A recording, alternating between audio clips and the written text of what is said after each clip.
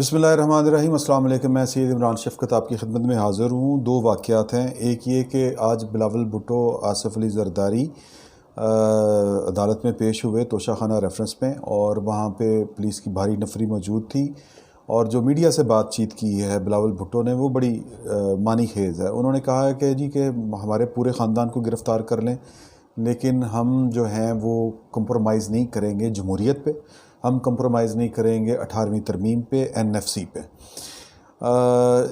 फिर दूसरा उन्होंने कहा कि जी कि वज़ीर-ए-आज़म हाउस में जो बैठा हुआ है वो कठपुतली है, उसकी डोरियाँ कोई और हिला रहा है। अब यहाँ पे अच्छा, एक तो ये बात होगी। दूसरी बात ये है कि नून लीग की तरफ से दो चीज़ें सामने आई हैं। एक ये कि जो नवाज़ शरीफ हैं वो उन्होंने पैगाम दिया है अपनी पाकिस्तान में मौजूद जो उनकी पार्टी है, उनके जो लीडरशिप है उसको, कि अब इस हुकूमत के ख़िलाफ़ जारहाना सियासत करने का वक्त आ गया है, और APC के लिए सब राब्ते करें और एक भरपूर APC होनी चाहिए। इस तरह की बातें की हैं उन्होंने।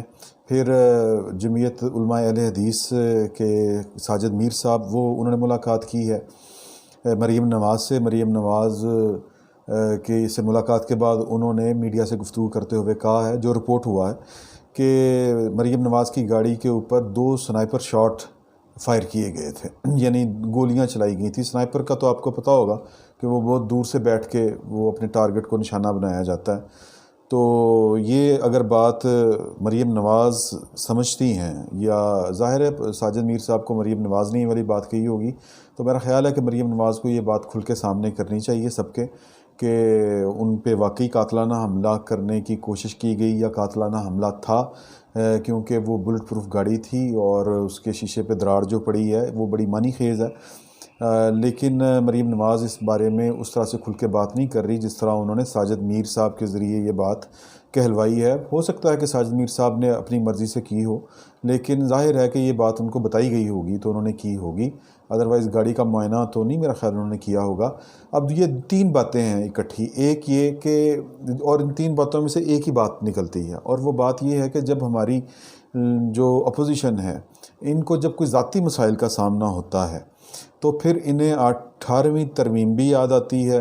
इन्हें आप यूँ समझें कि NFC के ऊपर भी बात करने का मौका मिल जाता है, और फिर जब इनको अदालत में बुलाया जाता है, जिस तरह मरीम नवाज़ साहब को बुलाया गया था, तो फिर पूरे लॉ लश्कर के साथ जाते हैं और गिरफ़्तारी से बचने की भी कोशिश करते हैं, क्योंकि ख़बरें यही थी, क्योंकि मुस्लिम लीग नून समझ रही थी कि जो मोहतरमा हैं मरीम नवाज़ साहिबा, उनको गिरफ़्तार करने का फ़ैसला किया जा चुका था, और ये गिरफ़्तारी जो होनी थी ये बेसिकली वज़ीर-ए-आज़म इमरान ख़ान की ख्वाहिश के ऊपर होनी थी। और अब ये यहाँ पे अब ये मिथ्स शुरू हो जाती हैं कि साज़िशी मफरूज़ है दूसरे अल्फाज में, लेकिन पॉइंट इसमें वही है कि 18वीं तरमीम के ऊपर आप जब बुलाया गया आसिफ अली ज़रदारी साहब को, या बिलावल भुट्टो उनके साथ गए हैं, तो उनको 18वीं तरमीम याद आ गई है।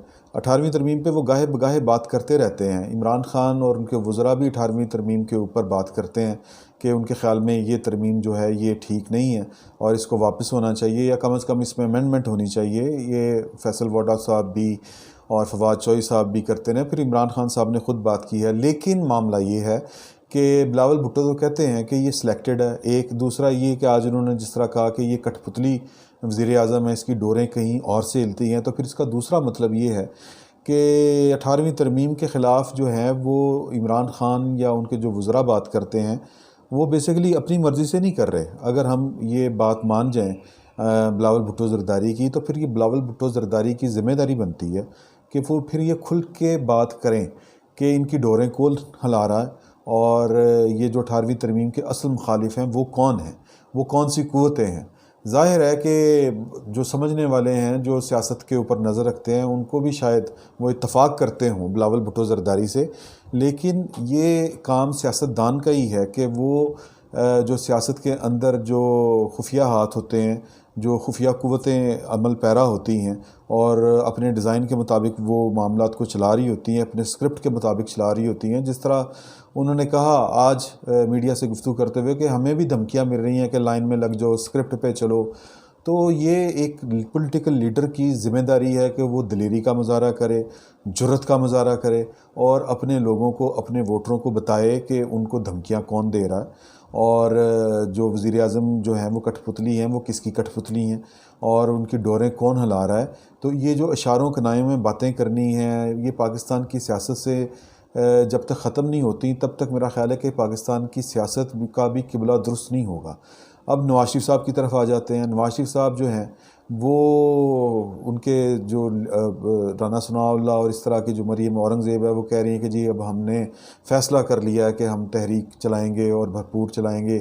اب پہلا سوال یہ ہے کہ اگر آپ نے تحریک چلانی ہے تو پھر آپ لوگوں کے بازوؤں کی طرف کیوں دیکھ رہے ہیں؟ آپ اے پی سی ہو، آل پارٹیز کانفرنس، سب کو ساتھ لے کے چلیں۔ جب آپ نے الیکشن لڑنا ہے تو آپ نے تو وزیر اعظم تو پھر آپ کے گھر کا ہی ہونا چاہیے نا، یا گھر کا ہی ہوگا۔ وزیر اعظم تو نون لیگ سے ہوگا اگر نون لیگ جیت جاتی ہے اس تحریک کے بعد۔ تو سوال یہ ہے کہ تحریک بھی آپ خود چلائیں۔ کیا لوگوں آپ کے پاس، آپ سمجھتے ہیں، یا تو نون لیگ یہ سمجھ لے کہ اس کے پاس، یا اقرار کر لے کہ اس کے پاس جو اسٹریٹ پاور ہے وہ نہیں ہے، اس کا ووٹر جو ہے وہ نکلنے کے لیے تیار نہیں ہے۔ لیکن یہ بات بھی غلط ہے، کیونکہ مسلم لیگ نون کا جو ووٹر ہے، مسلم لیگ نون کا ووٹر، وہ مریم نواز کی پیشی کے اوپر نکلا تھا۔ یہ جو پتھراؤ ہوا اور پتھراؤ کا جو جواب دیا گیا یا جو بھی ہے، انہوں نے پورا ایجیٹیٹ کیا، اپنے لیڈر کو انہوں نے ڈیفینڈ کیا۔ تو پھر وجہ کیا ہے کہ آپ اپنے وہ جو کہتے ہیں نا کہ ذمہ داری اپنے کاندھوں پر نہیں لینا چاہتے؟ اس کی وجہ یہ سمجھ آتی ہے، جس طرح بلاول بھٹو صاحب، زرداری صاحب کھل کے نام نہیں لیتے کہ اس ملک کے پیچھے اسکرپٹ کس کا چلتا ہے یا وزیر اعظم کس کی کٹھ پتلی ہے، وہ رسک نہیں لیتے، حالانکہ ان کو پتہ ہے۔ اگر وہ بتانا چاہیں تو 2 سیکنڈ میں بتا سکتے ہیں کہ ان کی کسی نے زبان تو نہیں روکی ہوئی۔ اسی طرح نواز شریف کو بھی پتہ ہے کہ وہ اس قوت کے خلاف کھل کے سامنے نہیں آنا چاہتے، جو قوت جو ہے جس کا طرف اشارہ خود یہ کرتے ہیں، وہ کیا کہتے ہیں، ڈھکے چھپے الفاظ میں۔ اور ڈھکے چھپے الفاظ زیادہ پیپلز پارٹی یوز کرتی ہے، نون لیگ جو ہے وہ بڑی اس کو کہیں کہ کیونکہ وہ بھی کسی دور میں جس پوزیشن میں پی ٹی آئی ہے اس پوزیشن میں وہ بھی کھیلتی رہی ہے، اسی کریز کے اوپر وہ بھی کھیلتی رہی ہے، تو وہ اس طرح کا رسک نہیں لینا چاہتی۔ کہنے کا مقصد یہ ہے کہ یہ جو پولیٹیکل لیڈرز ہیں ہمارے، ان کو اب جو سیاست کے اندر ایک جو ایلیمنٹ ہوتا ہے منافقانہ، اس کو چھوڑ دینا چاہیے۔ اب انہوں نے پاکستان کی سیاست میں اور پاکستان کے لوگوں کے ساتھ اور کیا کرنا ہے؟ اس سے برا اور کیا ہوگا کہ آپ کھل کے نہ سامنے آتے ہیں، نہ آپ کھل کے کوئی بات کرتے ہیں، اور مطلب یہ کہ جی یہ سلیکٹڈ ہے، پھر یہ الیکشن چرا لیا گیا، وہ آر ٹی ایس مشینیں بیٹھ گئیں۔ بھئی کس نے بٹھائیں؟ یہ باتیں اب جو ہیں وہ کھل کر کرنے کا وقت ہے۔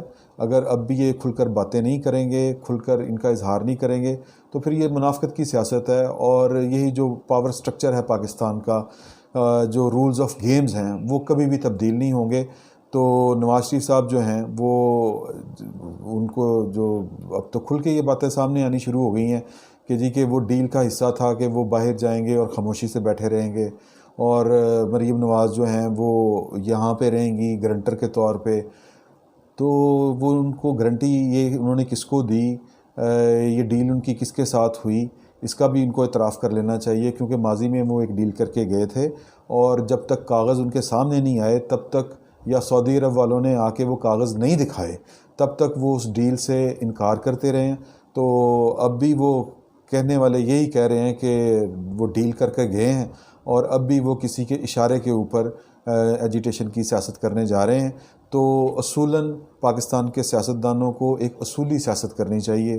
یہ جو ہوتی ہے نا جس کو ہم کہتے ہیں پس پردہ قوتوں کے ساتھ مل کے کھیلنا سیاست کی کریز پر، یہ اس کا نقصان پولیٹیکل پارٹیوں کو ہے سو ہے، وہ تو ہے، اس میں کوئی شک نہیں، اس سے انہوں نے ہمیشہ نقصان اٹھایا، لیکن اس کا نقصان سب سے زیادہ پاکستان کو ہوتا ہے۔ تو سیاستدانوں کو اپنی سیاست کا قبلہ درست کرنا چاہیے، بلاول بھٹو صاحب کو بھی کھل کے بولنا چاہیے، اور مریم نواز صاحبہ کو بھی یہ بتانا چاہیے کہ وہ خاموش کس کے کہنے پہ تھیں، اور وہ پاکستان میں اگر ان کو باہر جانے کی اجازت نہیں مل رہی تو وہ کس کی وجہ سے نہیں مل رہی۔ یہ ساری باتیں اب کھل کے کرنے کا وقت ہے۔ بہت بہت شکریہ آپ کا۔